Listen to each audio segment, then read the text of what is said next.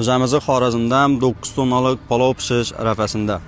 14-dekabr kuni Xiva shahri Arda Xiva turizm majmuasida Xorazm palovi xalqaro osh festivali bo'lib o'tadi va aynan mana shu ko'rib turgan katta qozonlaringizda 9 tonna palov tayyorlanadi va aynan mana shu jarayonda siz 14-dekabr kuni bemalol bevosita tayyorlanish jarayonini ko'rib va tayyor palovdan ham bemalol dastur ko'rsangiz bo'ladi.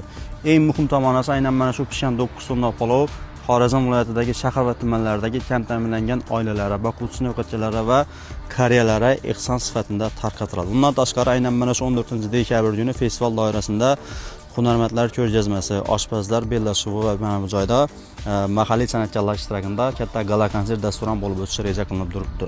Ushbu xabarni esa hamma yaqinlaringizga yuborib, Xorazmda 14-dekabr kuni Xorazm palovi xalqaro osh festivali bo'lib o'tishini va aynan mana shu joyda 9 tonnalik osh tayyorlanishini hamma yaqinlaringizga yuborib, 14-dekabr kuni esa aynan mana shu yaqinlaringiz bilan shu joyga kelsangiz bo'ladi.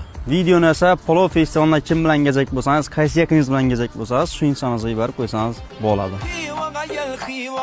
Mucizevi Xivaga, görmek havas dünya Xivaga